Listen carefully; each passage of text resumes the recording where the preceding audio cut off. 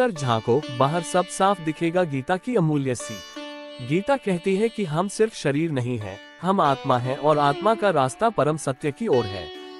ये ग्रंथ न सिर्फ सही और गलत का फर्क बताता है, बल्कि ये भी सिखाता है कि कैसे भीतर की आवाज को सुनकर सही दिशा में बढ़ा जाए। श्रीमद् भगवद गीता सिर्फ एक किताब नहीं, ये जीवन को देखने और जीने का एक नया नजरिया देती है।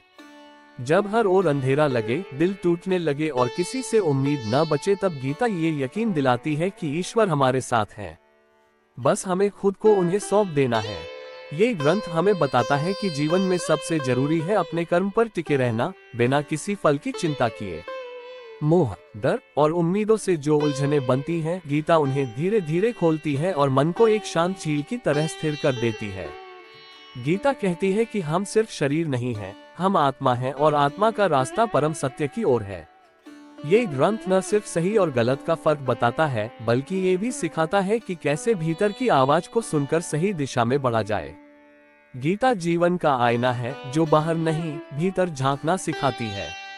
वर्तमान समय में कई लोग काम तो करते हैं, लेकिन उन्हें मन मुताबिक चीजें नहीं मिल पाती हैं। ऐसे में उन्हें अपने काम का मूल्यांकन करना चाहिए। गीता के कुछ उपदेशों से खुद की हालातों का आकलन किया जा सकता है। वीडियो पसंद आए तो प्लीज चैनल को सब्सक्राइब जरूर करें। स्वधर्म और कर्तव्य का पालन। श्रेयान् स्वधर्मो विगुणः परधर्मात् स्वनुष्ठितात्। भावार्थ, अपने धर्म कर्तव्य का पालन करना, चाहे वह कमियों से युक्त हो, दूसरों के धर्म को अपनाने से बेहतर है। ऐसे करें आकलन। ये श्लोक सिखाता है कि क्या आप अपने कर्तव्यों के प्रति सच्चे हैं? क्या आप दूसरों की नकल कर रहे हैं या खुद के स्वभाव और गुणों के अनुसार चल रहे हैं? गुणों की पहचान। गीता उपदेश के अनुसार हर व्यक्ति 3 गुणों से बना है: सत्व ज्ञान संतुलन, रज क्रिया वासना, तम अज्ञान आलस्य। ऐसे करें आकलन। अपने स्वभाव और निर्णयों का निरीक्षण करें, किस गुण का प्रभाव आप पर सबसे अधिक है। क्या आप ज्ञान और संतुलन की ओर बढ़ रहे हैं? आत्मा की पहचान। न जायते म्रियते व कदाचिनायम भूत्वा भविता व न भूयः। भावार्थ, आत्मा न कभी जन्म लेती है, न मरती है। ऐसे करें आकलन। क्या आप खुद को केवल शरीर और मन के रूप में देखते हैं या आत्मा के रूप में? गीता आत्मा की पहचान को जानने पर जोर देती है, वही सच्चा आत्मज्ञान है। आत्मा को खोखला कर देंगी आपकी ये 3 आदतें, जीवन में सब कुछ हो जाएगा नष्ट। श्रीमद् भगवद गीता हमें सिखाता है कि जीवन केवल सुख दुख का खेल नहीं, बल्कि आत्मबोध की यात्रा है।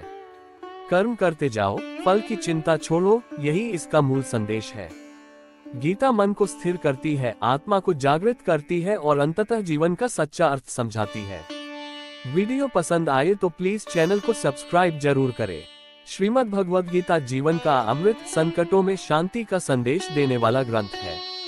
ये सिर्फ पूजा की अलमारी पर रखी किताब नहीं होती है, बल्कि जीवन के हर मोड़ पर हाथ थामने वाली एक अमूल्य मार्गदर्शिका होती है। जब आप जीवन की सबसे कठिन दौर से गुजर रहे हो, अपने परायों से ज्यादा अजनबी लगने लगे और मन भीतर से टूटने लगे, तब गीता के उपदेश मन को शांति प्रदान करते हैं। साथ ही यह बताती है कि इस जीवन में भगवान के सिवाय कोई भी अपना नहीं है, इसलिए किसी के प्रति लगाव या मोह नहीं रखना चाहिए। ये ग्रंथ हमें सिखाता है कि जीवन केवल सुख दुख का खेल नहीं, बल्कि आत्मबोध की यात्रा है। कर्म करते जाओ, फल की चिंता छोड़ो, यही इसका मूल संदेश है। गीता मन को स्थिर करती है, आत्मा को जागृत करती है और अंततः जीवन का सच्चा अर्थ समझाती है। गीता उपदेश मनुष्य को पाप और पुण्य के बीच अंतर का ज्ञान कराती है।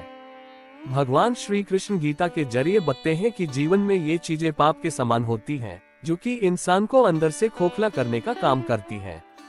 मनुष्य का सबसे बड़ा दुश्मन श्रीमद् भगवद गीता के अनुसार काम, वासना और क्रोध रजोगुण से उत्पन्न होते हैं।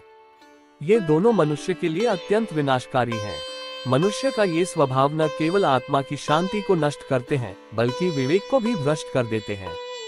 श्री कृष्ण इन्हें महापापी और आत्मा के सबसे बड़े शत्रु के रूप में वर्णन करते हैं।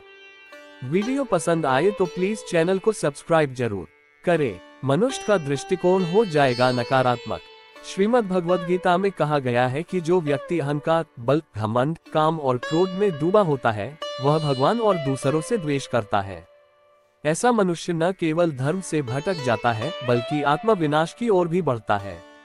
उसका दृष्टिकोण नकारात्मक हो जाता है और वह शांति से दूर हो जाता है।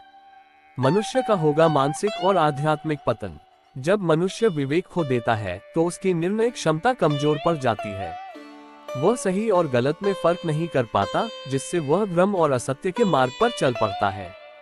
यही मानसिक और आध्यात्मिक पतन की शुरुआत होती है।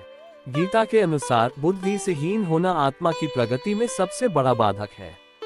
प्रिय साथियों, अगर वीडियो पसंद आए तो प्लीज चैनल को सब्सक्राइब जरूर करें।